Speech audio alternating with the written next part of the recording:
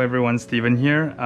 Today we're gonna do another box opening review, and the subject today is for Harry's Marine Life. So they are located in Gardena, California, basically the LA area.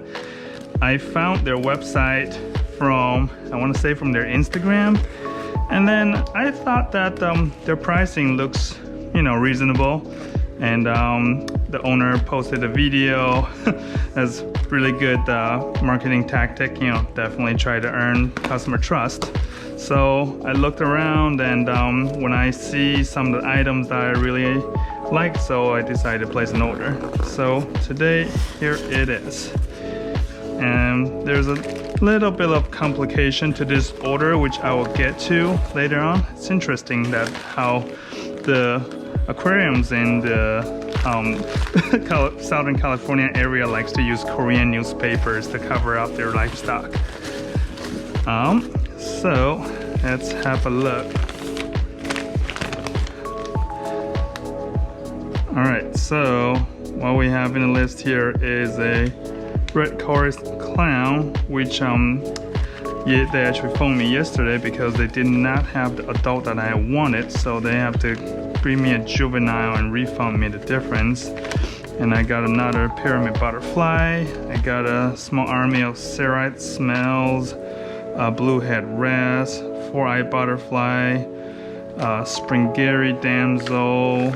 I'm gonna put it in my sump in preparation for any potential flatworm breakout. I don't have any right now, thank goodness. But and then I also added a powder blue tang when I have to call back to them.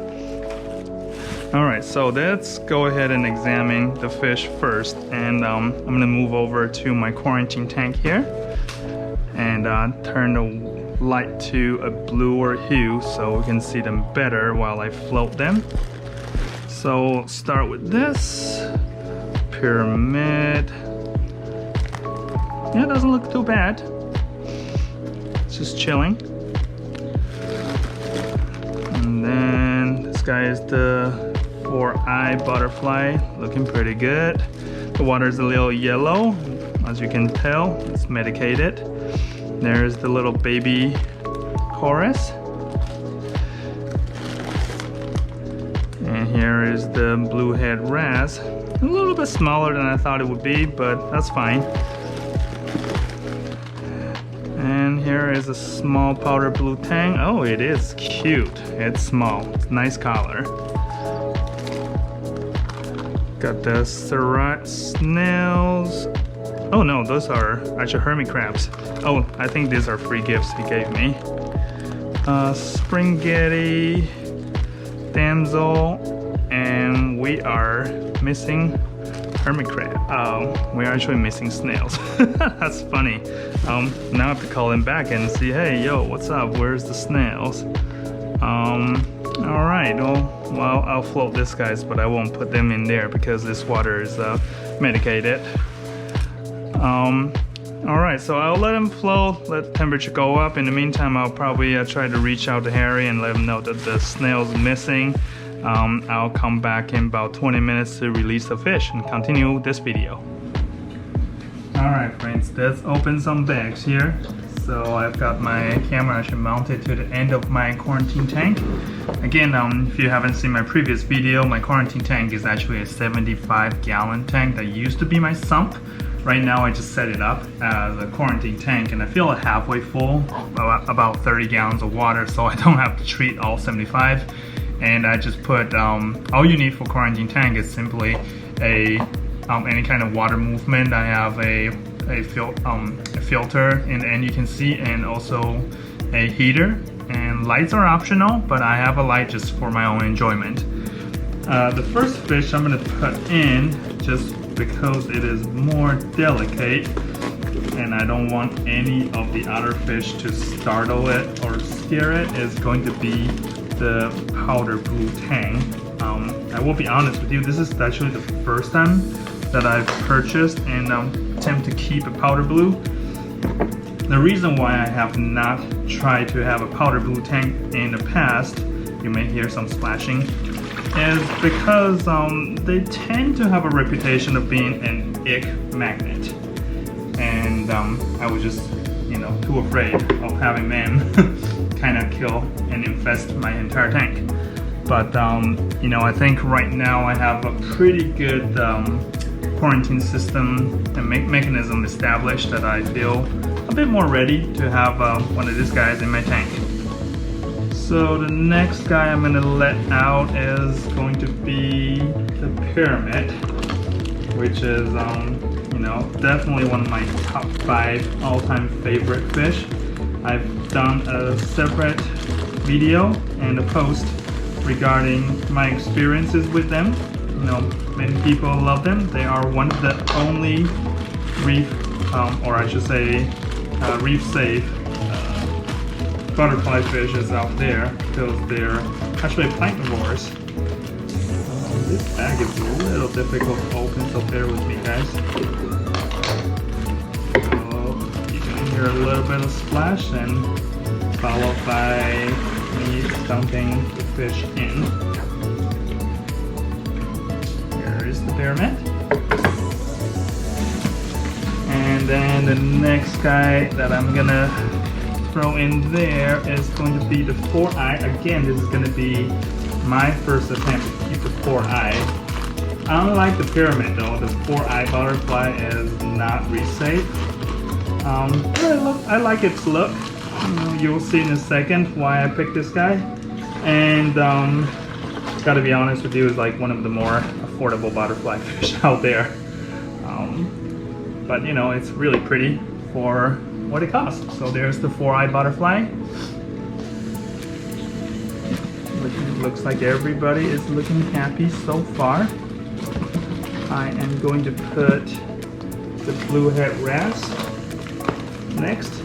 Bluehead wrasse is also not quite reef safe, but this guy is going in the tank with my semi-aggressive tank, kind of, you know, with all the fangs, angels, and my triggerfish, so I think he'll be doing fine.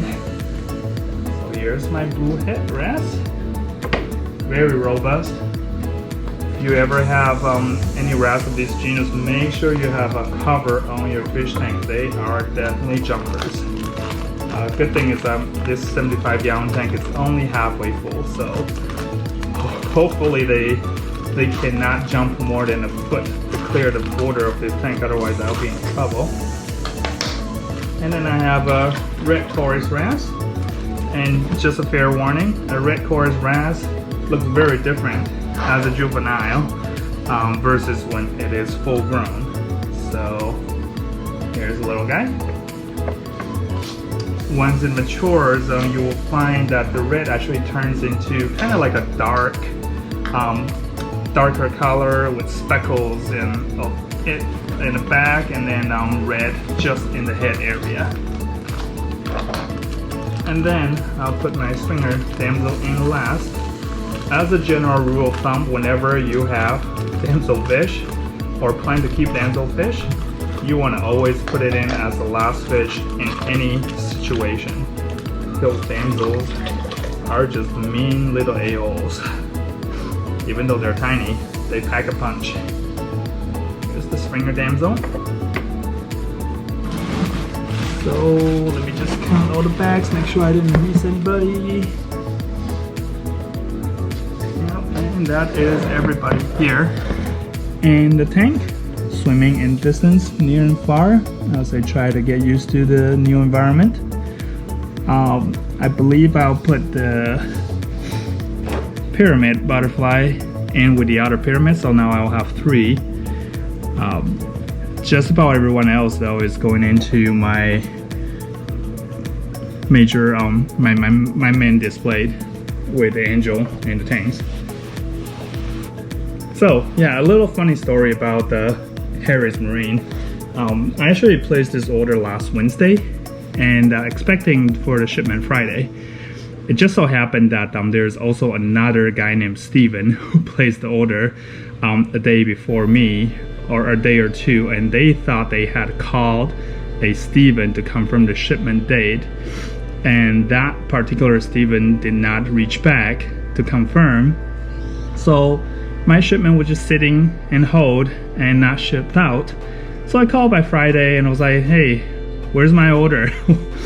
And the guy who answered phone was pretty nice. You know, he admitted that they made a boo-boo and it was mixed up between the two Stevens. So then he offered for Saturday shipping. Unfortunately, I wasn't available over the weekend to receive the fish at my home. So we compromised for Monday ship out and Tuesday receive. And he offered to also include a little cleaner package, and then actually kind of works out well because I also was interested in the powder blue tang, which was not in the original order, and added it. The funny part is that he actually put me on a FaceTime call with his iPhone, and he took me around the store. So I thought that was actually almost like a VIP treatment, where he took me around the store and showed me every powder blue tang that they have, and he had me pick out the one with the best coloration. So I did.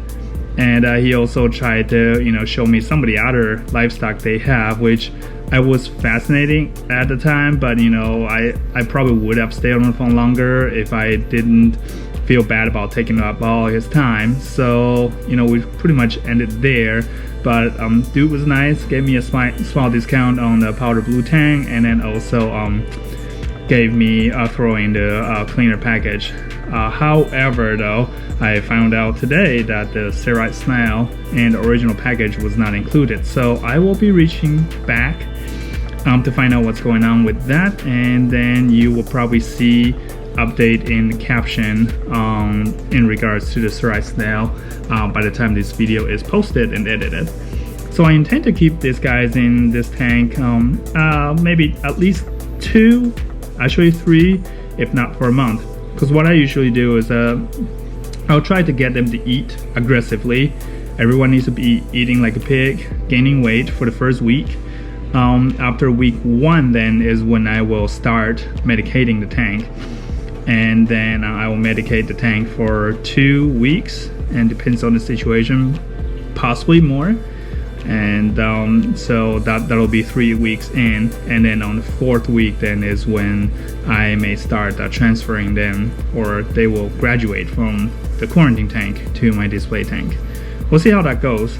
Already I'm seeing the powder blue tang is doing some kind of, it looks okay, but it almost looks like he's ready to scratch his body against something, which could be a sign of parasite. But you know, they just got out of the bag, so I'm not really sure if he's just like disoriented and trying to find his bearing. Hopefully he's fine. Everyone else seems fine. The little red chorus ras, I don't know if you can see in the bottom screen, it's like peeking out from under the rock. Yeah, so I will keep everybody posted. I'll probably post another video when I formally introduce them to the tanks. Alright, talk to you later.